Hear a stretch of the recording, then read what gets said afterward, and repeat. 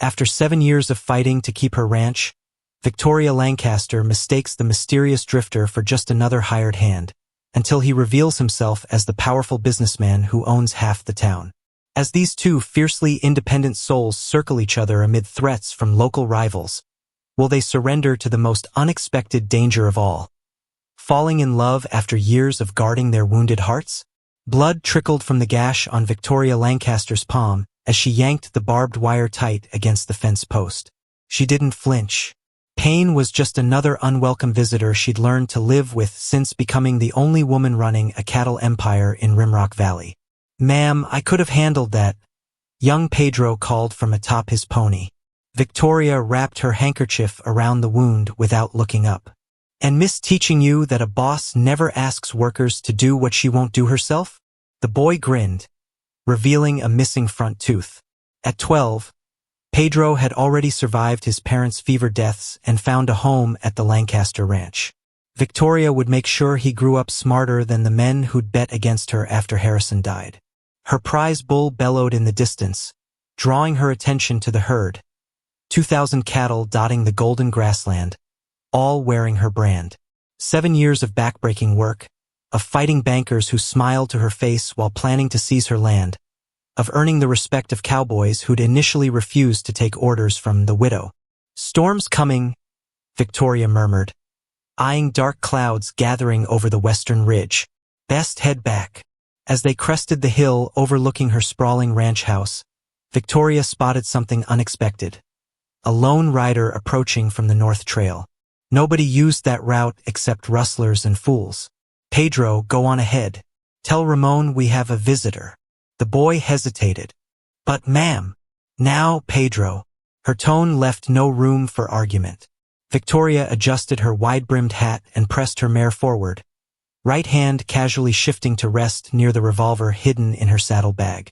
As the distance closed between them, she studied the stranger, tall, lean, with shoulders squared despite trail-worn clothes. Not the usual desperate drifter, then. "This is private property," Victoria called when he was within earshot. "Lancaster land." The man reined his buckskin gelding to a stop. Dust swirled between them as thunder rumbled overhead. "Ma'am." He touched his hat brim, revealing eyes the sharp blue of a winter sky, and something else in them that made Victoria straighten in her saddle. Not threat, but assessment. Like he was reading words written on her soul. "Name's Jasper Wade." His voice carried the rasp of disuse. "Heard you might be hiring." Victoria's mare snorted and pawed the ground. "What makes you think that?" "3 hands in the saloon last night. Complained their boss works them harder than any man they ever rode for." His mouth quirked slightly. Figured anyone pushing that hard must be short-staffed. Against her better judgment, Victoria felt herself wanting to smile. Instead, she studied his hands, calloused, capable, and the worn rifle strapped to his saddle. Not fancy, but well-maintained. "Can you break mustangs?" "Yes." "Round up strays in mountain passes where a misstep means death?" "Done it since I was 14. Rain began to fall, fat drops kicking up dust. Victoria made her decision as lightning split the sky. "Bunkhouse is beyond the barn. Ramon will show you. We start at dawn." She turned her horse toward home, then looked back over her shoulder. "And Mr. Wade? On my ranch, everyone earns their keep. Even mysterious strangers. A hint of something, amusement, respect, flickered in those blue eyes. "Wouldn't have it any other way, Mrs. Lancaster." Victoria couldn't have known then how those words would haunt her, or that the quiet man on the buckskin horse carried secrets that would either save her ranch or destroy everything she'd built. That night, as rain lashed the windows of her bedroom, Victoria studied her ledgers by lamplight. Numbers didn't lie even when people did. 3 more months before Harold Turner's bank called in the loan on her northern pastures. 3 months to find money that simply didn't exist. A knock at her door interrupted her calculations. "Enter." Marcus Bailey stepped in, removing his hat. 5 years as her foreman had etched permanent sun lines around his eyes and a perpetual furrow between his brows. "Ma'am, about that new hand." Victoria set down her pencil. "Problem already?" No, ma'am. That's just it. Marcus twisted his hat brim. He's got the wildest stallion in the Remuda eating oats from his hand. Fixed the broken wagon while Ramon's been cursing for a week. And Cook says he speaks better Spanish than most Mexicans. Your point, Marcus? Men like that don't drift, Mrs. Lancaster. They run businesses or, he hesitated. Or what? Or they're running from something. Marcus met her eyes directly. Just saying maybe we should ask more questions before trusting him too far. After he left, Victoria moved to her window. Through the rain-streaked glass, she could see the bunkhouse, a single lantern still burning inside. Marcus was right. Men with Jasper Wade's abilities didn't wander the territory taking odd ranch jobs. So why was he here? The next week answered part of that question. Jasper worked harder than two men, rising before dawn and finishing after dusk. He spoke little but observed everything. The hands began deferring to him naturally, even Pedro trailing after him like a devoted puppy. What troubled Victoria wasn't his work. It was impeccable, but the way he watched her when he thought she wouldn't notice. Not like other men with desire or dismissal, but with curiosity, like she was a puzzle he was trying to solve. More disturbing still was how she found herself watching him back. On Saturday, Victoria rode into town for her monthly bank meeting. Her stomach knotted with dread. Turner would find some new reason to deny her loan extension. Another week of trying to miracle money from dust and cattle. Rimrock had grown since she'd arrived as a bride 12 years ago. False-fronted buildings lined what had once been a dusty crossroads, and the clash of piano music from competing saloons filled the air. Progress, Harrison had called it before pneumonia took him. Victoria tied her horse outside the bank, noticing how conversations hushed as she passed. Today the sideways glances carried something new. Not the usual mix of pity and speculation, but tension, unease. Jeremiah Holcomb, the bank manager, didn't rise when she entered his office. Mrs. Lancaster, his usual fawning manner had vanished. There's been a development. Victoria remained standing. Regarding my loan? Regarding your new hire? Holcomb removed his spectacles, polishing them nervously. Jasper Wade. An unfamiliar chill ran down Victoria's spine. What concern is my ranch hand to the bank? Because he isn't just a ranch hand. Holcomb lowered his voice. 3 days ago, we received correspondence from Boston, from the attorneys of Jasper Wade Montgomery. Victoria's knees weakened. She gripped the chair back for support. That's impossible. Montgomery is some Eastern investor who's never set foot in Rimrock. So we believed. Yet his attorneys sent instructions, including a description of their client who was coming to personally inspect his investments. Holcomb leaned forward. Mrs. Lancaster, he owns the mortgage on this bank, and the mercantile, and the saloon, and most importantly, the water rights to the stream that runs through your northern pasture. Victoria's mind raced. The quiet man who'd gently taught Pedro to read by lamplight, who'd mended her garden fence without being asked, who looked at her sometimes with a gaze that seemed to reach places inside her long closed off. Why would one of the wealthiest men east of the Mississippi pretend to be a common cowboy? That, Mrs. Lancaster, Holcomb said grimly, is what has everyone in this town terrified. As Victoria left the bank, reeling from this revelation, she spotted a familiar figure across the street, Jasper, emerging from the telegraph office. Their eyes met. For one unguarded moment, she saw something raw and honest in his face before he turned away, mounting his horse with the easy grace that had first caught her attention. Only then did Victoria notice Harold Turner watching them both from the saloon doorway, his face twisted with calculation. Whatever game Jasper Wade Montgomery was playing, she suddenly knew with bone-deep certainty that she wasn't the only one with something to lose. He's lying to you, Harold Turner's voice sliced through the early morning quiet of Victoria's office. He'd arrived unannounced, hat clutched in meaty hands that had never known honest labor. Victoria didn't look up from the breeding records she was reviewing. Most men do, Mr. Turner. Some more aggressively than others. Turner planted his palms on her desk, leaning forward. The stench of whiskey and cologne made her stomach turn. This isn't some game, Victoria. Montgomery wants your land. Always has. Now she met his gaze, noting the bloodshot eyes and desperation poorly hidden beneath bluster. And you don't. I've made no secret of my offers to buy you out. Turner straightened. But I've done it honestly as a businessman. Victoria almost laughed. Is that what you call cutting off my cattle drive routes? Bribing the banker to call in my loans early? Spreading rumors that my cattle are diseased? Color flooded Turner's face.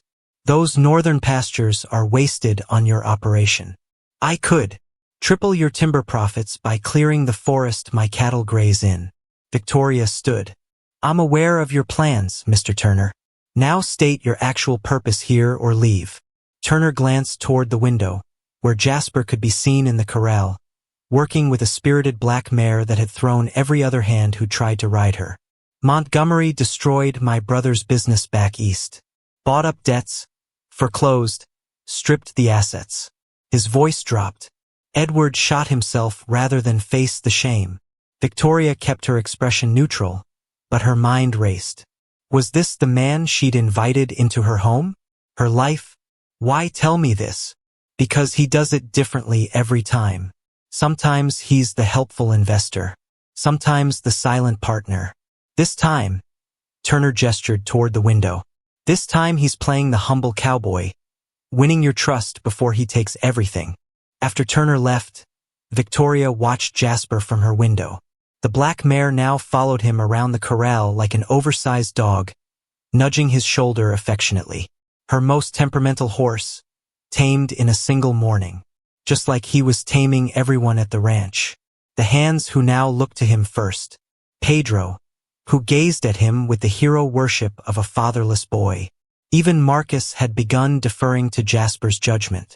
And if Victoria were honest, even she had begun to, no, if what Turner said was true, she couldn't afford such thoughts.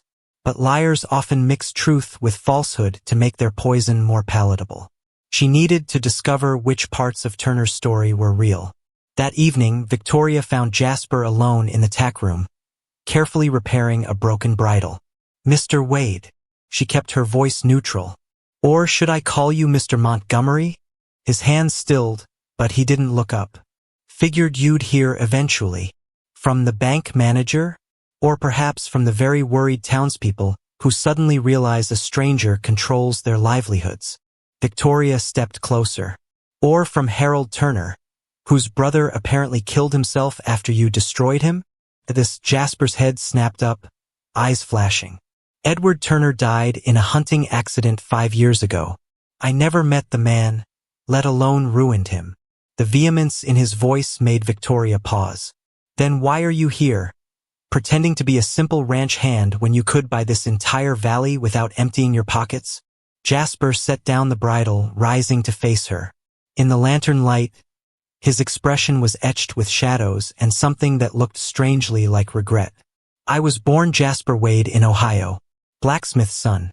Montgomery came later, my mother's family name, when I made my fortune in railroads. His voice quieted. 15 years of boardrooms and balance sheets makes a man forget some things. The weight of honest work. The satisfaction of creating something real. So this is, what? A rich man's holiday? Playing at being common? No. Jasper stepped closer. Close enough that Victoria could see the fine lines at the corners of his eyes. Smell the leather and sage scent of him. It's remembering who I was before the money. Before I became the kind of man who counts his worth in dollars rather than deeds. Victoria fought the urge to step back, or worse, step forward into the warmth his presence promised. Why my ranch? Why Rimrock? Started as business. Your reputation reaches further than you know. The widow who turned a failing ranch into the most successful operation in 3 counties. Something like admiration colored his voice. I wanted to understand how before deciding whether to call in the loans on half the businesses that have been trying to force you to sell below market value. Victoria's breath caught. You know about that? The price fixing? The blocked trails? The accidents that keep happening to your hands? Jasper's mouth tightened. Railroad business teaches you to recognize when the game is rigged.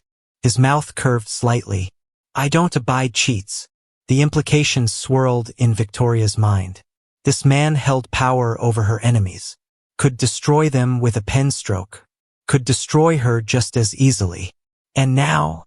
She asked, her voice steadier than she felt. Now I'm not sure what I want. Jasper's gaze held hers, unflinching. Except that leaving isn't it. The confession hung in the air between them. Honest, unadorned, and utterly terrifying in its implications. Before Victoria could respond, shouts erupted from the yard. They rushed outside to find Ramon pointing toward the northern ridge. Fire! He yelled. The upper pasture is burning. Against the night sky, orange flames leapt from tree to tree, a hungry monster devouring the drought-dry forest. Victoria's stomach dropped. 50 head of prime breeding stock grazed that section. Get the men, she ordered. And the water wagon. As the ranch exploded into frantic activity, Victoria felt a hand on her arm. Jasper's expression was grim. This wasn't an accident. He glanced toward where Pedro was struggling to saddle horses. Not during a drought. Not with the wind blowing straight toward your best grazing land. Victoria knew he was right. This was no lightning strike or careless campfire. Turner, she said, the name bitter on her tongue. Or whoever he's hired. Jasper was already mounting his horse. I'll take the north trail. Try to cut the cattle off before they panic into the flames. That's the steepest route. I know. His eyes met hers, fierce with something that made her heart stutter. Trust me, Victoria. Just this once. As he galloped into the darkness, Victoria realized with startling clarity that she already did trust him. Despite the secrets, despite the lies of omission. Something in her recognized something in him, a matching piece to her own complicated puzzle. And that trust terrified her far more than any fire. Jasper vanished into the night. Victoria stared after him, the orange glow of distant flames painting her face. 15 minutes passed, then 30. The ranch hands assembled with water barrels and shovels, awaiting her orders. Ma'am! Marcus's voice broke through her rising panic. We need to move now or lose the whole North Ridge. Victoria snapped back to herself. Take 6 men up the east trail. Ramon, circle west with 4 more. Start fire breaks 50 yards from the edge. What about Mr. Wade? Pedro asked, clutching the reins of his pony. I'll find him, Victoria said, swinging into her saddle. You stay here with Maria. But I can help. You will help by keeping watch at the house. Victoria softened her tone. I need someone I trust here, Pedro. The boy straightened, pride momentarily outweighing disappointment. Victoria urged her horse toward the north trail, the one Jasper had taken. The steepest, most dangerous route, especially in darkness. The path that would lead fastest to her trapped cattle. Halfway up the ridge, smoke thickened the air. Her horse balked, nostrils flaring in fear. Easy, girl, Victoria soothed, pulling her bandana up over her nose and mouth. Through watering eyes, she scanned the burning landscape. That's when she spotted them. Dark shapes moving through the smoke.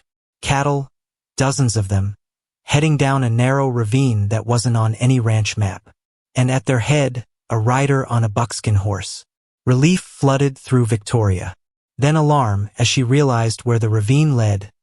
Straight to Turner's waiting lumbermen, camped just beyond her property line. Digging her heels into her mare's sides, Victoria cut across the hillside. She had to reach Jasper before he delivered her prize breeding stock directly to the enemy. The crack of a rifle split the night. Victoria's horse reared, nearly unseating her. When she regained control, she saw Jasper's mount running riderless along the edge of the ravine. No! The cry tore from her throat. Through the shifting smoke, she caught movement. Jasper was on his feet, pressed against a boulder, returning fire toward a clump of trees where muzzle flashes betrayed the shooter's position. Victoria drew her revolver. 2 riders were emerging from the trees, pistols raised. Turner's men using the fire as cover for their real plan, ambush. Without hesitation, Victoria fired twice. The first shot went wide, but the second hit its mark. One rider clutched his shoulder, wheeling his horse around. His companion followed, retreating into the smoke. Victoria! Jasper's voice reached her, tight with disbelief. What the devil are you doing here? She urged her horse forward. Saving my cattle. And apparently you. Jasper limped toward her, blood darkening his left trouser leg. Wasn't taking them to Turner, if that's what you're thinking. Then where? Hidden Valley on the other side of this ravine. Spring-fed, sheltered. Been scouting it all week. He grimaced, clutching his thigh. Belongs to me or Montgomery, rather. Figured the cattle would be safe there until the fire burns out. Shame washed through Victoria. Even now, she doubted him. You're hit. Just a graze. Those fellas couldn't hit a barn from the inside. Despite everything, Victoria felt a smile tug at her mouth. Can you ride? Done worse. Together they caught Jasper's gelding. Victoria helped him mount, noticing his quick intake of breath as he settled in the saddle. The cattle? She asked. Most were through before the shooting started. 20, maybe 30 heads still scattered up the hillside. Jasper nodded toward the ravine. Get them moving while I hold this position. Turner's men might circle back. Victoria hesitated. You think I can't handle guns out of a hidden valley? For the first time that night, Jasper smiled, a genuine one that reached his eyes. Mrs. Lancaster, I think you could handle the devil himself if he had the poor judgment to cross your path. The smile faded. But I won't risk you getting shot because of me. Not your decision to make, Victoria said firmly, then softened. The cattle need both of us. We'll go together. Dawn found them exhausted but triumphant. The fire had been contained before reaching the main pastures. Most of the herd was safe in the hidden valley Jasper had discovered. And Turner's men had fled when the sheriff's posse arrived, summoned by quick-thinking Pedro. Victoria sat on the porch steps, watching the sun rise over smoke-hazed hills. Jasper lowered himself beside her. His bandaged legs stretched awkwardly before him. Why'd you come after me? He asked quietly. Victoria studied her soot-stained hands. Because I knew you weren't running away. How could you be sure? I couldn't. She looked at him directly. I chose to trust you. Something shifted in Jasper's expression. Surprise, followed by a warmth that had nothing to do with the rising sun. About what Turner said, Victoria raised a hand to stop him. Turner burns my pastures, shoots at my people, and tries to steal my cattle. His words mean nothing. Still, you deserve the truth. Jasper's voice dropped. I did foreclose on businesses back east. Made enemies. Some deserved it. Some didn't. His calloused fingers twisted the frayed edge of his bandage. 15 years of seeing people as ledger entries changes a man. Not for the better. Victoria absorbed this. And now I'm trying to remember how to be Jasper Wade again. The blacksmith's son who valued honest work and looked men in the eye. His gaze met hers, unflinching. The man who might be worthy of a woman like you. The words hung between them, honest and unadorned. Before Victoria could respond, hoofbeats thundered into the yard.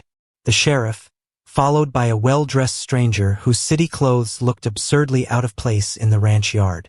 Mrs. Lancaster, Sheriff Collins called. This here's Judge McAllister from the Territorial Court. Got some news you'll want to hear. The judge dismounted stiffly, eyeing the smoke-stained pair on the porch. Mr. Montgomery? He asked, peering at Jasper. Wade, Jasper corrected softly. Just Wade here. The judge nodded, then turned to Victoria. Ma'am, we've arrested Harold Turner. Attempted arson, conspiracy to commit murder, and theft of property. Victoria's eyebrows rose. You found proof. His own men gave him up when we caught them. The judge looked uncomfortable. But that's not why I'm here. We found papers in Turner's office. Forgeries. The water rights to your northern pasture, the ones he's been threatening to cut off, they were never legally his. Victoria's breath caught. What? He falsified the deed 5 years ago when your husband died. Counted on your grief to keep you from examining the paperwork closely. The judge handed her an official-looking document. This restores full rights to you, backdated with interest for water usage he charged you illegally. As the implications sank in, Victoria felt years of accumulated tension begin to unravel. The constant threat hanging over her ranch gone. The vulnerability that kept her awake at night erased. She turned to share the moment with Jasper, only to find him watching her with an unreadable expression. "Congratulations," he said softly. "You've won." Something in his tone made her heart sink, as if he was already saying goodbye. "You're leaving." Victoria made it a statement, not a question, as she entered the barn where Jasper was saddling his horse. 3 days had passed since the fire. His leg was healing, Turner was in jail, and the cattle had returned to their regular pastures. "Best this way." Jasper didn't look up from tightening the cinch. "My attorney arrives tomorrow. Time to stop pretending to be something I'm not." Victoria leaned against a stall door. "And what exactly are you, Mr. Montgomery?" Now he met her eyes, his expression guarded. "A businessman with responsibilities. Investments to manage. Properties to oversee." "Interesting." Victoria kept her voice casual, though her heart hammered. "I understood you to be a blacksmith's son from Ohio who happened to make his fortune." Jasper's hands stilled on the saddle. "Victoria, and here I thought you were a man rediscovering his true self." She stepped closer. "Or was that just another convenient story?" "You don't understand." "Then help me understand." Another step. "Why run now? When Turner's defeated, when the ranch is secure, when we—" She stopped, unable to voice what hung between them. Jasper's eyes darkened with something like pain. "Because it would be too easy to stay. To pretend I belong here." "Who says you don't belong?" "Look at me, Victoria." He gestured to his trail-worn clothes, his calloused hands. "This isn't an act. It's who I was. But it's not who I am anymore. Jasper Wade is a memory. Montgomery is my reality." Victoria felt anger rising, burning away uncertainty. "So you'll go back to your boardrooms and balance sheets? Be miserable counting money instead of being alive doing work that matters?" "It's not that simple." "It is exactly that simple." Victoria planted herself directly before him. "You're scared." Jasper's jaw tightened. "Careful, Mrs. Lancaster. The great financial baron. Terrified of actually feeling something." Victoria didn't back down. "Easier to hide behind Montgomery than risk being weighed again. Risk caring. Risk losing. You don't know what you're talking about." His voice was dangerous, low. "Don't I? I spent 7 years hiding too. Behind this ranch. Behind my pride." Victoria's voice caught. "The difference is, I'm ready to stop hiding." The silence between them crackled with tension. Jasper's expression softened fractionally. "What are you saying?" Before Victoria could answer, the barn door burst open. Pedro tumbled in, breathless. "Ma'am, riders coming. Looks like Mr. Turner's timber crew." Victoria's head snapped up. "Turner's in jail. His foreman ain't." Pedro's eyes were wide. 12 men, all armed. Jasper abandoned his saddle, reaching for his rifle. "Get the hands. Tell them to arm themselves." As Pedro dashed off, Victoria grabbed Jasper's arm. "You don't have to fight my battles." His smile was grim. "Not yours alone. Not anymore." Outside, the thunder of approaching horses grew louder. Victoria's ranch hands gathered on the porch, rifles ready. Jasper's eyes met Victoria's. "Whatever happens, know this, Wade or Montgomery, either way, I've never felt more alive than these weeks with you." Before she could respond, the timber crew broke into the yard. Their foreman, Stevens, reined in his horse, his face twisted with fury. "Lancaster," he shouted. "Turner's innocent. We know you framed him." Victoria stepped forward. "Turner was caught red-handed, Stevens. Tell your men to stand down." "Not happening." Stevens's hand moved toward his holster. "You and your fancy Eastern friend destroyed a good man. We aim to set things right." Jasper moved beside Victoria, his rifle lowered but ready. 12 against 7 aren't odds I'd bet on, Stevens. Wouldn't be so sure, came a new voice. Marcus appeared from the bunkhouse with 5 more hands. Then Ramon emerged from behind the barn with 3 more. All armed, all standing with their boss. Stevens's confidence visibly wavered. Furthermore, Jasper continued conversationally, as the legal owner of the timber contract your men operate under, I'm officially terminating your employment. Confusion rippled through the timber crew. What's he talking about, Stevens? One man called. Jasper stepped forward. Jasper Wade Montgomery, owner of North Star Timber. Your employer. Stevens paled. You're lying. My attorneys arrive tomorrow with documentation. Jasper's voice hardened, including evidence that you and Turner embezzled nearly $10,000 from company funds. Care to explain that to your men? Muttering broke out among the timber crew. Several lowered their weapons, eyeing Stevens with new suspicion. He's trying to confuse you, Stevens shouted, desperation edging his voice. This is about the Lancaster woman. She's bewitched him. Victoria couldn't help it. She laughed, the sound cutting through the tension like a knife. Bewitched? I've been called stubborn, difficult, even impossible, but never magical. Her laughter broke something in the standoff. 2 timber men turned their horses. Then 3 more. Wait, Stevens yelled. You can't just. We can, the oldest woodsman said wearily. I ain't fighting for a thief. He looked at Jasper. We need those jobs, mister. The operation continues, Jasper said firmly. Under new management with fair wages. Anyone who works honest gets treated honest. Within minutes, Stevens sat alone on his horse, abandoned by his men. Marcus and 2 hands escorted him off the property to face charges of conspiracy alongside his boss. As the dust settled, Victoria turned to Jasper. Owner of North Star Timber? You never mentioned that. Would it have made a difference? Jasper asked quietly. Yes, Victoria admitted. I might have been even more suspicious. Unexpectedly, Jasper laughed. A real laugh that transformed his weathered face. Victoria Lancaster, you are the most maddening, magnificent woman I've ever known.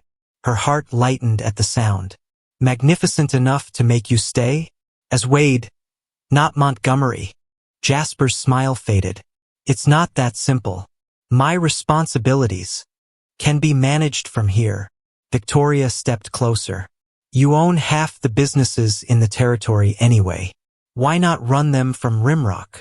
And your ranch? Your independence. My ranch. My choice. Victoria lifted her chin. Perhaps I'm tired of doing everything alone. Hope and uncertainty warred in Jasper's expression. You deserve someone whole, Victoria. Not a man who spent 15 years losing himself. I don't want someone whole, she said softly. I want someone real. Someone finding himself again. Just as I am. Her hand found his. Perhaps we could find our way together. For a long moment, Jasper stood motionless. Then slowly, he raised her hand to his lips. I'll stay through winter, he said against her fingers. No promises beyond that. Victoria smiled, the first true smile in longer than she could remember. I don't need promises, Jasper Wade. Just honesty. And perhaps, in time, something more. In the distance, thunder rumbled. Not fire this time, but rain. Life-giving rain for parched land too long held hostage by drought. Like the healing rain, something new began to flow between 2 people who had forgotten how to trust, how to hope. Not love, not yet, but its possibility, sprouting like green shoots after the longest winter. And for now, that was enough. Letters arrived every Tuesday on the afternoon stage. Victoria recognized the heavy cream envelopes with their Boston postmark before Pedro could deliver them. Today, 3 such letters sat on her desk, each bearing the Montgomery corporate seal. Autumn had painted Rimrock Valley in gold and crimson. 6 weeks had passed since the confrontation with Turner's men. 6 weeks of Jasper dividing his time between ranch work and business matters that couldn't be ignored, even in his self-imposed exile from Boston society. Victoria hesitated before opening the latest correspondence, remembering Jasper's expression as he'd ridden out that morning to check the high pasture fences. Less guarded now, but still carrying shadows.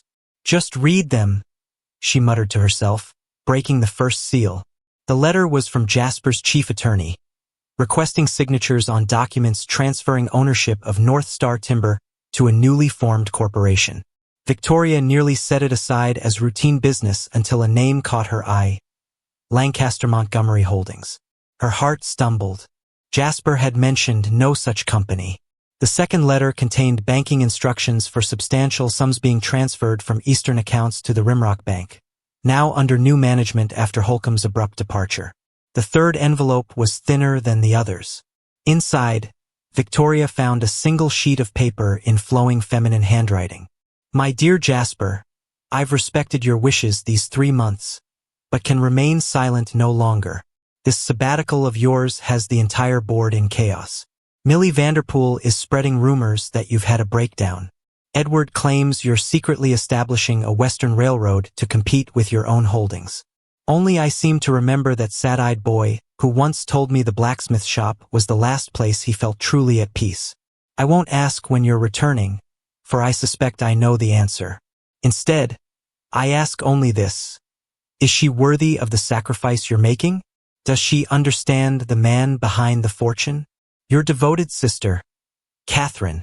Victoria stared at the letter, a complicated tangle of emotions rising within her. He'd never mentioned a sister. What else didn't she know about the man she was beginning to? The thundering of hooves interrupted her thoughts. Victoria moved to the window, surprised to see Jasper returning hours earlier than expected, pushing his gelding hard. Behind him rode Marcus, his expression grim. Victoria hurried outside, alarmed by their pace. "What's happened?" Jasper dismounted in a smooth motion he'd perfected over the past months. "Rustlers. Hit the north pasture before dawn. Took 30 head, including the new Hereford bull. Jenkins and his boys found tracks leading toward the old mine," Marcus added, wiping dust from his face. 6, maybe 7 men." Victoria's stomach dropped. The Hereford bull had cost more than she could afford, a gamble on improving her stock. "The hands forming up now," Jasper said. "We can catch them before they reach the territorial border if we move fast." "I'm coming with you." Jasper's expression hardened. "No." Something in his tone, commanding, not consulting, kindled Victoria's temper. "I beg your pardon? These aren't ordinary rustlers," Marcus interjected. "Found Watson unconscious, beaten pretty bad. They left this." He handed Victoria a dirty scrap of paper, scrawled in charcoal. "Turner sends his regards from prison." "Turner's hired guns," Victoria muttered. "All the more reason I should. All the more reason you should stay." Jasper cut in, his voice softening. "Victoria, they want you to follow. It's a trap. My ranch, my cattle, my fight." Jasper stepped closer, lowering his voice. "And if something happens to you, what becomes of Pedro? Of all the people who depend on you?" Victoria struggled with fury and the knowledge that he was right. These weren't ordinary thieves. They were men with a grudge, hired to hurt her where it would wound deepest. 24 hours, she conceded finally. "If you're not back by tomorrow sunset, I'm coming after you, trap or no trap." Relief flickered across Jasper's face. He squeezed her hand briefly, then turned to Marcus. "Tell the men to pack light. We ride in 15 minutes." As they prepared to depart, Victoria found herself standing awkwardly with Jasper by the barn. In the 6 weeks since he'd agreed to stay, they'd established a careful friendship. Shared meals, long talks on the porch as sunset painted the hills. Small touches, a hand at her elbow, fingers brushing as they passed coffee cups. But nothing more, both still guarding fragile hearts. Now, facing possible danger, the words they'd left unspoken seemed to fill the air between them. "Be careful," Victoria said finally, hating how inadequate it sounded. Jasper's eyes softened. He reached into his pocket, pressing something into her palm. "Hold this for me?" Victoria looked down at a worn pocket watch. Not valuable, plain tin case, scratched crystal, the inside lid bearing a simple inscription. To J.W. honor in all things. Father. Your father's watch. Victoria's throat tightened. Only thing of his I kept. Jasper's voice grew rough. Seems right that you should have it while I'm gone.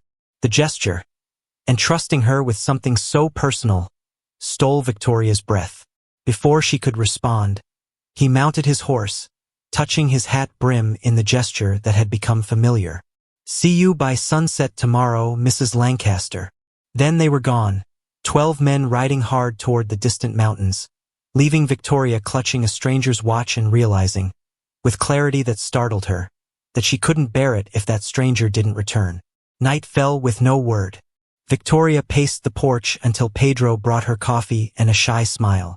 Mr. Wade will be back, ma'am, he promised. Victoria ruffled the boy's hair. When did you get so wise? Been watching you too. Pedro grinned. The way he looks at you when you're not seeing. The way you smile different now.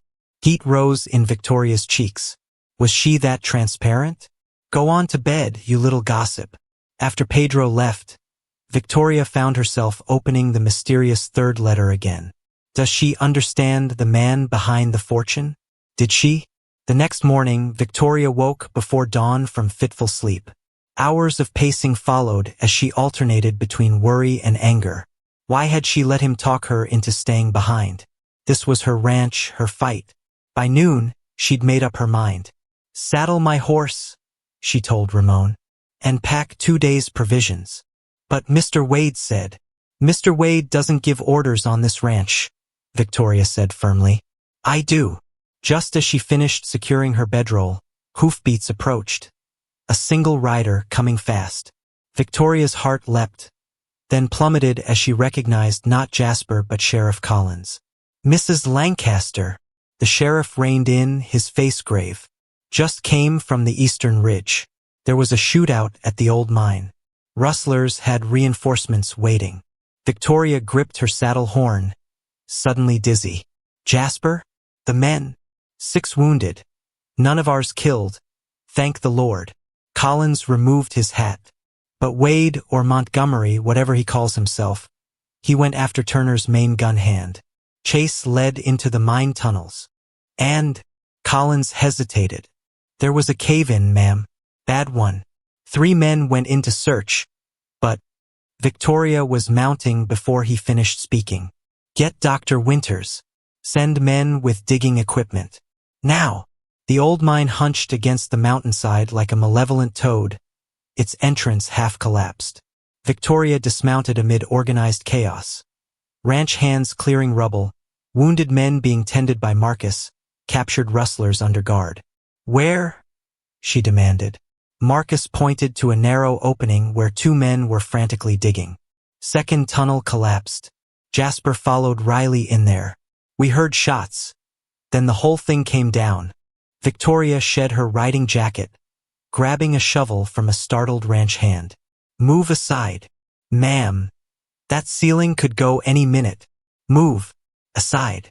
For 3 hours they dug, replacing exhausted workers with fresh ones, carefully removing timber and stone. Victoria refused to rest, her hands bleeding through torn gloves. When a support beam began to crack, she was the first to brace her shoulder against it, while others secured new timbers. We've broken through, came a shout from the front. Victoria pushed forward, heedless of danger, crawling through the narrow opening they'd created. Lantern light revealed a small pocket where the tunnel hadn't completely collapsed. At first she saw nothing. Then a boot, a leg, a still form half buried under rubble. Here, she cried. He's here. Working feverishly, they uncovered him. Filthy, bloodied, but breathing. Victoria cradled his head in her lap as they carried him out on a makeshift stretcher, her vision blurring with tears she refused to shed. Only when they reached daylight did she see the second body they'd brought out. Riley, Turner's hired gun, dead from a bullet rather than the cave-in. Jasper's bullet, from the pistol still clutched in his hand. As they loaded him into a wagon, Jasper's eyes fluttered open, focusing blearily on Victoria's face. "Told you to stay home," he whispered. Victoria pressed her lips to his dust-covered forehead. "And I told you this was my fight." His cracked lips curved in the ghost of a smile before unconsciousness claimed him again. "Mr. Montgomery requires absolute rest, Mrs. Lancaster." Dr. Winters's tone brooked no argument as he closed his medical bag. 2 broken ribs, a concussion, and that shoulder wound reopened. It's a miracle he survived. Victoria stood beside Jasper's bed in the ranch house's best guest room, watching the shallow rise and fall of his chest. 3 days had passed since the mine collapse, days of fever and delirium where Jasper had called out names she didn't recognize and fought battles long finished. "He will recover fully?" she asked, unable to keep worry from her voice. Dr. Winters's kind eyes assessed her. "The body, certainly.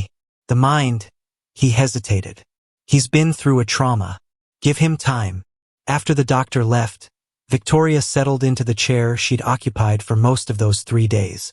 On the bedside table lay the contents of Jasper's pockets. A few coins, a small notebook, and a folded photograph of a middle-aged couple, the man bearing Jasper's strong jawline. She hadn't looked at the notebook. Some privacies remained sacred even between whatever they were to each other now. "Snooping, Mrs. Lancaster?" Jasper's voice, weak but alert, startled her. Victoria's head snapped up. "You're awake." "Apparently," he grimaced, trying to shift position. "Though I'm regretting it already." Without thinking, Victoria moved to help him, adjusting pillows behind his back. "Doctor says you're not to move." "Doctor doesn't know me very well." Jasper caught her hand as she withdrew. "But you stayed." The simple observation held a question. Victoria felt heat rise in her cheeks. "Someone had to make sure you didn't die. Pedro would have been inconsolable." "Pedro?" Jasper's lips quirked. "Of course." An awkward silence fell between them, broken only by the ticking of the clock on the mantel. "Thank you," Jasper said finally, "for coming after me. You'd have done the same." "I would.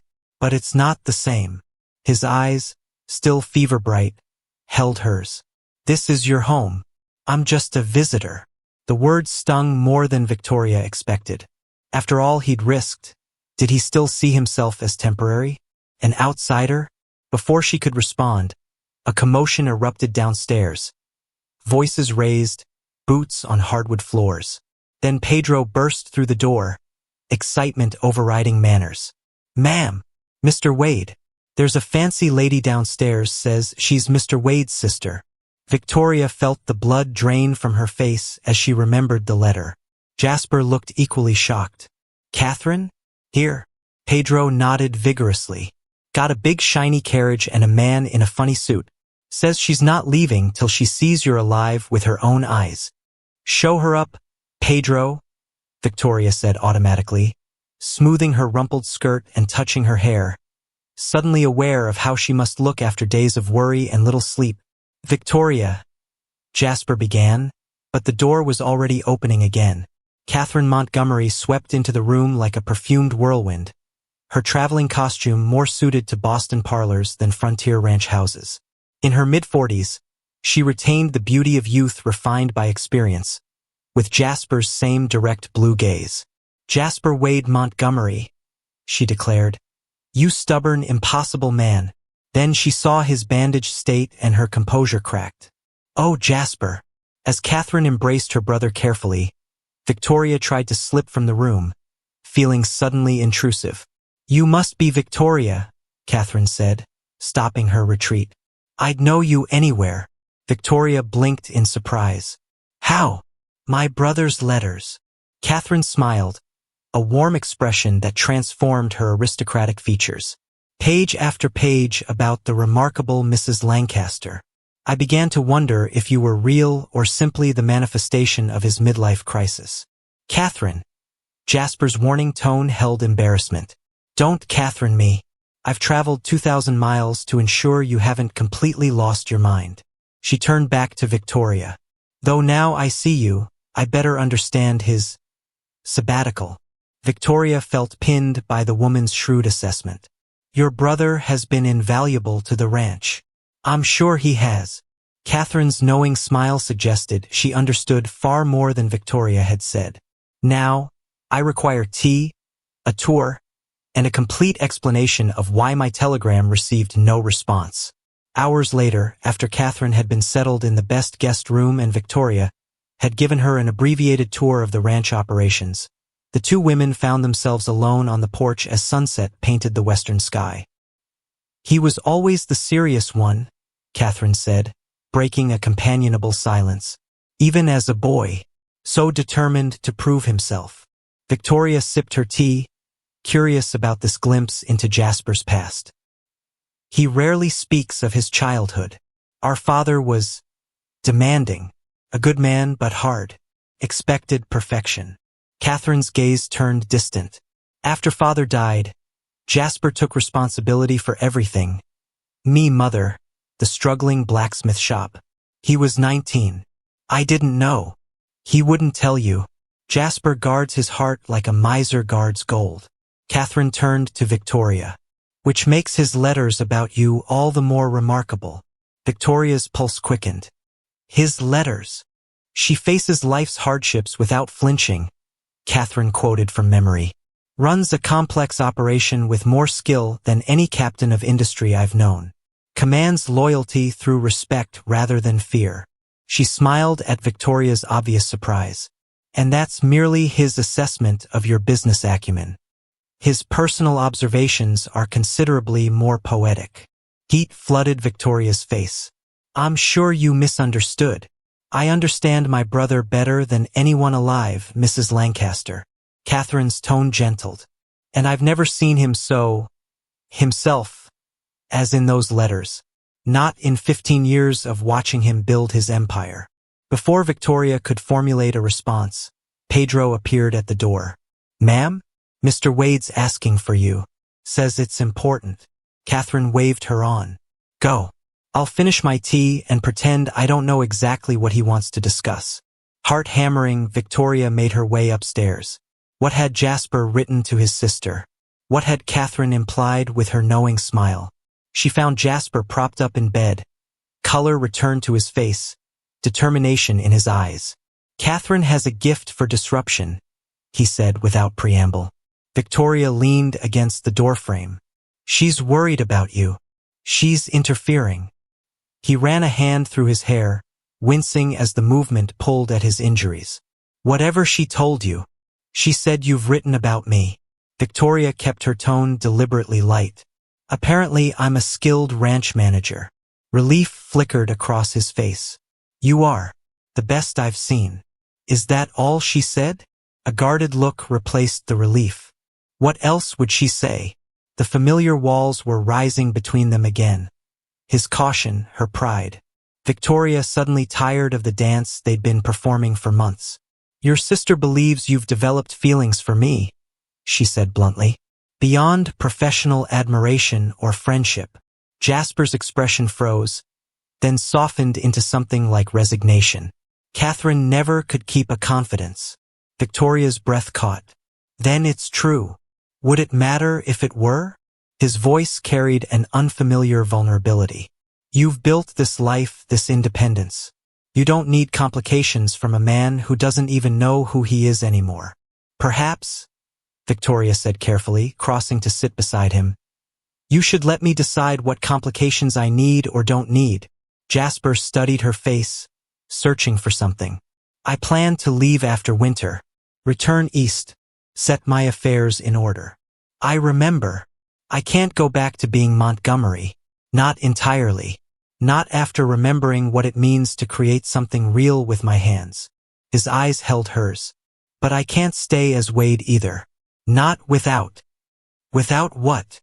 Victoria whispered, though she knew the answer, had perhaps known it since that day in the burning pasture when she'd realized she trusted him. Instead of words, Jasper reached for her hand, turning it palm up. Into it he placed his father's watch. In the mine, he said quietly. When the roof was coming down and I thought I wouldn't make it out, I had one regret. That I hadn't given you this properly. Victoria stared at the watch, confusion mingling with something like hope. I don't understand. In my family, this watch is a promise. My grandfather gave it to my grandmother when they were courting. My father to my mother. Jasper's voice roughened. The only thing of value we ever truly owned. Understanding dawned slowly, then all at once. Jasper, I'm not asking for an answer now, he said quickly. I'm not even sure what I'm offering. An Eastern businessman with Western dirt under his nails? A man caught between worlds. Victoria closed her fingers around the watch, feeling its steady tick against her palm. Like a heartbeat, like a promise. Or perhaps, she said softly, a man who has finally found where he belongs. Outside the window, the last light faded from Rimrock Valley, casting long shadows across land that had known drought and fire, struggle and renewal. Inside, in a room filled with unspoken promises, two people who had fought the world alone for too long began to imagine a different path forward.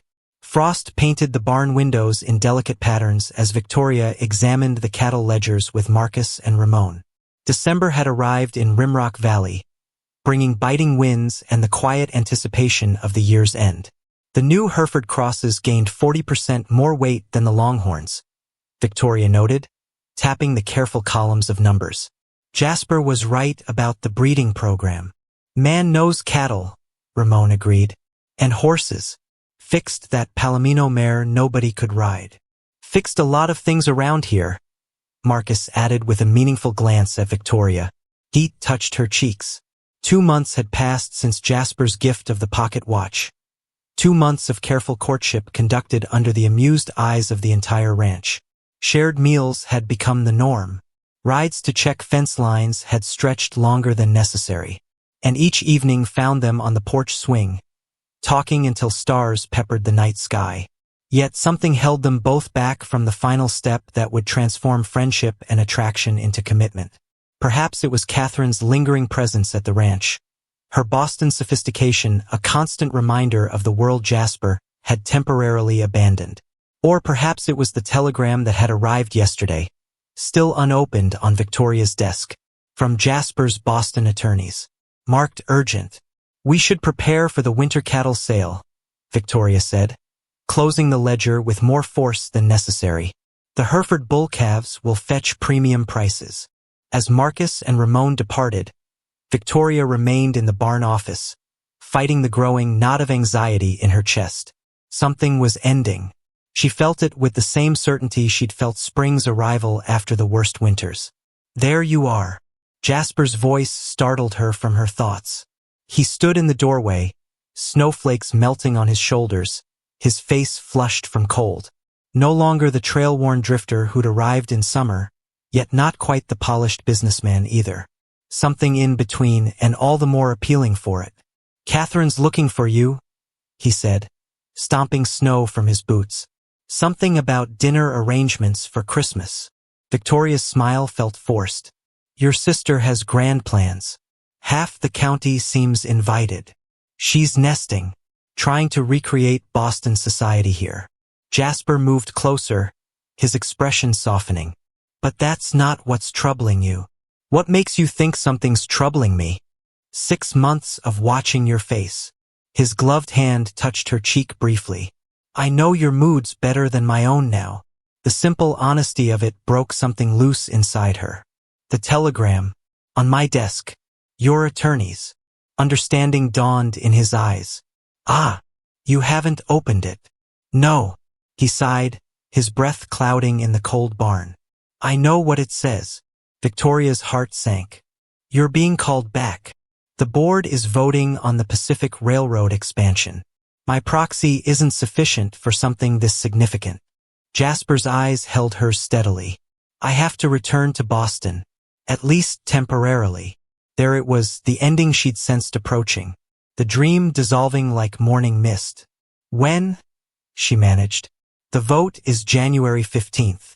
He took her hands in his. Victoria, this doesn't change anything between us. But it did. They both knew it. Boston wasn't just a city. It was another life. One where he was Montgomery, financial baron, not Wade, the man who'd ridden fence lines and gentled wild horses at her side. I received an offer too, she said, the words tumbling out before she could reconsider. From the Cattlemen's Association. They want me to speak at their convention in Denver. About the Hereford breeding program. Pride flickered across Jasper's face. You should accept. Your methods deserve recognition. It's the same week as your board meeting. Understanding passed between them, their paths diverging just as they'd begun to truly converge. Then we'll both be traveling in January, Jasper said, his thumb brushing across her knuckles. And both returning home afterward. Home. Such a simple word for such a complicated concept. Was the ranch still home for him? Would Boston reclaim him once he returned to its sophisticated embrace? Victoria couldn't voice these fears. Instead, she squeezed his hands. We should tell Catherine about the change in holiday plans. As they walked toward the house, snow beginning to fall more heavily, Victoria was struck by how natural it felt to move in tandem with this man who'd arrived a stranger and become essential. The thought terrified her. Christmas Eve transformed the Lancaster ranch house. Catherine's small gathering had expanded to include nearly everyone in Rimrock Valley. Evergreen boughs and red ribbons adorned the staircase. Candles glowed in every window, a beacon in the winter night. In the parlor, Pedro proudly played carols on the piano Victoria had ordered from Denver years ago but rarely touched. Ranch hands in awkwardly clean shirts mingled with townspeople, all differences temporarily set aside in holiday goodwill. You've created something remarkable here, Catherine murmured, appearing at Victoria's elbow with a cup of punch. No wonder my brother found it so difficult to leave. Victoria watched as Jasper, across the room, showed Dr. Winter's young son how to spin a top he'd carved himself. He hasn't left yet, but you're afraid he will. Catherine's direct gaze was so like her brother's. Permanently, I mean, Boston is his home. Boston is where his business resides. Catherine sipped her punch thoughtfully. Home is something else entirely. Before Victoria could respond, Sheriff Collins called for everyone's attention. Folks, as is tradition, Judge McAllister will now read the Christmas story. As the familiar words filled the room, Victoria found herself watching not the judge but the faces around him.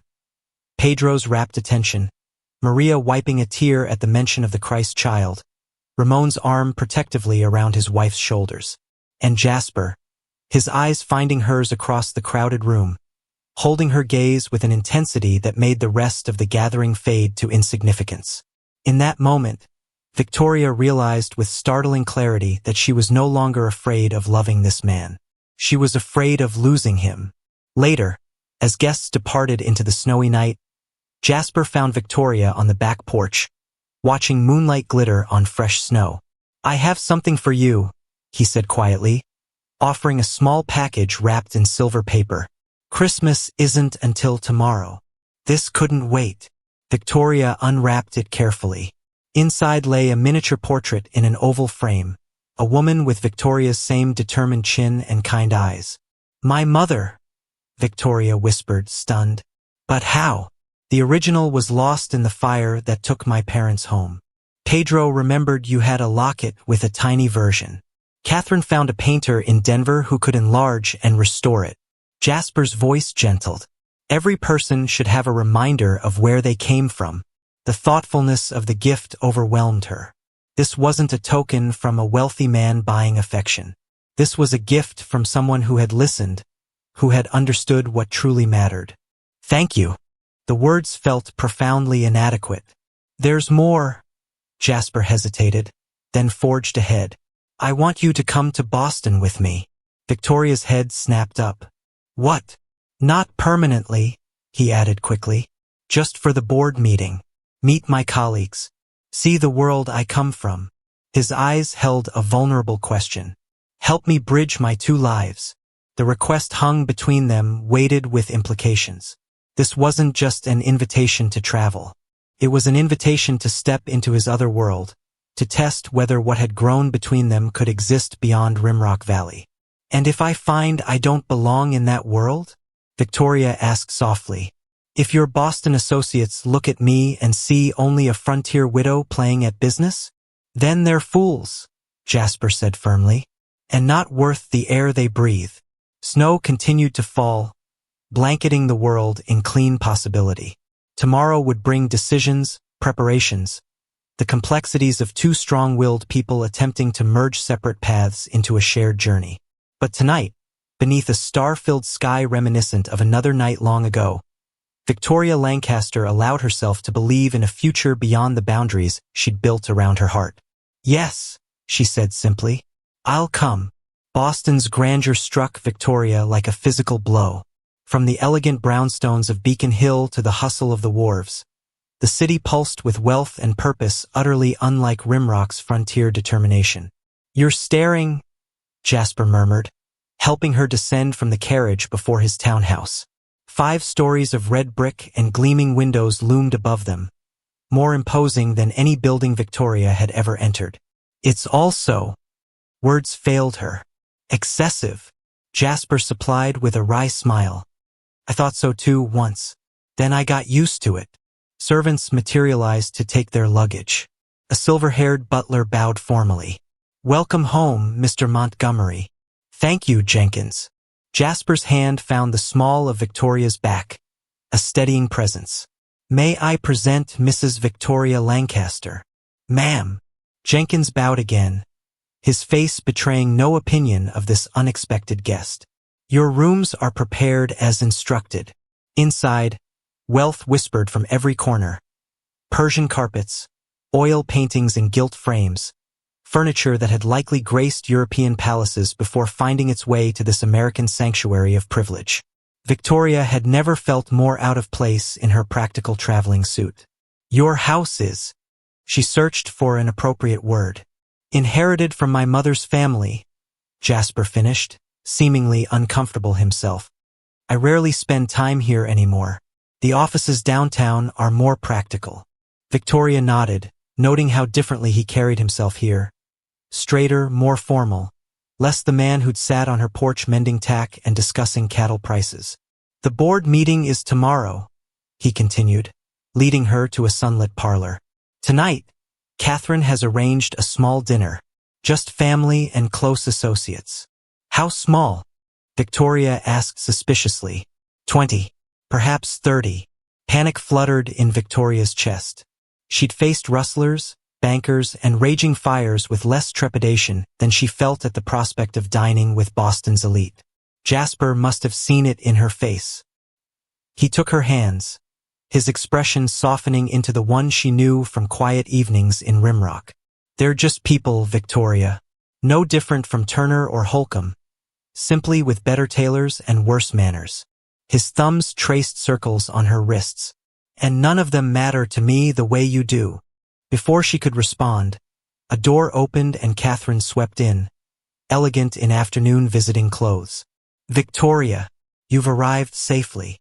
She embraced Victoria warmly. Come, you must rest before tonight. I've arranged for Madame Dupre's to assist with your evening attire. I brought a perfectly suitable dress. I'm sure you did, Catherine said kindly but firmly. But tonight is about more than suitability. Tonight is about making a statement. Hours later, Victoria barely recognized her reflection. Madame Dupre's, a formidable Frenchwoman with silver-streaked black hair, had transformed her with expert hands. The gown was midnight blue velvet, its lines simple yet undeniably elegant. Victoria's chestnut hair had been arranged in an intricate style that somehow managed to look both sophisticated and natural. Pearl earrings, a loan from Catherine, completed the transformation. You clean up rather well, Mrs. Lancaster. Victoria turned to find Jasper in the doorway, resplendent in formal evening wear. For a moment, she glimpsed fully the man he became in this world, powerful, cultured, commanding. Yet his eyes, when they met hers, were the same ones that had watched her across campfires and cattle pens. As do you, Mr. Montgomery, she replied, pleased that her voice remained steady. Something shifted in his expression, warmth, pride, and something deeper she dared not name. They're waiting downstairs, he said, offering his arm. Ready to face the lions? Victoria squared her shoulders. I've faced worse. The dinner was exactly as intimidating as Victoria had feared. Crystal glittered under candlelight. Silver service gleamed on damask tablecloths. Conversation flowed around her: railroads, investments, European politics, topics far removed from cattle breeding and water rights. "Mrs. Lancaster," the banker seated beside her said, "Jasper tells us you run quite an impressive operation out west." Victoria recognized the patronizing tone. She'd heard it from every businessman who'd underestimated her after Harrison's death. "The Lancaster Ranch encompasses 30,000 acres, Mr. Penfield," she replied pleasantly. "We're implementing breeding programs that will revolutionize Western beef production within 5 years." Surprise flickered across his face. "Indeed? And you manage this personally? Every acre, every head of cattle, every dollar of profit?" Victoria smiled, steel beneath the velvet. "Much as Mr. Montgomery manages his railroad interests, though admittedly on a different scale." From across the table, Jasper caught her eye, approval warming his gaze. The evening progressed with increasing tension as Victoria realized she was being evaluated. By Jasper's business associates, by Boston society, by the servants who watched from the shadows. All measuring whether the frontier widow was worthy of Jasper Wade Montgomery's evident regard. Later, as guests mingled over brandy and dessert, Victoria overheard a conversation not meant for her ears. "Really, Montgomery?" a florid-faced man said. "She's charming in her way, but hardly suitable. The Astors would never." "The Astors," Jasper interrupted coldly, "can go to hell, Harrington, as can anyone who questions my choice of companions." Victoria retreated before they noticed her, emotions churning. She slipped out onto a stone terrace, grateful for the biting January air that cleared her head. Boston would never accept her. Not really. She would always be the frontier curiosity, the rough-edged widow playing at sophistication. And Jasper? He belonged here regardless of his protests. His ease in this world was evident in every interaction, every nuanced conversation about global finance and political machinations. "Escaping already?" Catherine appeared beside her, offering a shawl against the cold. "Just needed air. They're insufferable, aren't they?" Catherine's smile was unexpectedly conspiratorial. So certain of their own importance. Victoria's surprise must have shown. "You think because I was born to this, I don't see its limitations?" Catherine wrapped the shawl around Victoria's shoulders. "My brother was happier in your kitchen than he's been in 15 years of moving through these rooms. Yet this is his world, his legacy." "Legacy?" Catherine laughed softly. "Our father was a blacksmith who taught us that work has dignity and character outweighs wealth. That's Jasper's true legacy." She squeezed Victoria's arm. "The money, the position, that's just the costume he's worn while figuring out who he really is." Before Victoria could respond, the terrace door opened. Jasper stood framed in golden light, concern evident in his expression. "Everything all right?" "Perfectly," Catherine said brightly. "I was just telling Victoria about your board meeting tomorrow." "Actually, there's been a change of plans regarding the meeting," Jasper said, his tone unreadable. "I need to speak with Victoria alone." As Catherine tactfully retreated, Victoria braced herself. This was it, the moment he realized the impossibility of bridging their worlds. "I'm sorry about dinner," he began. "Harrington is an ass.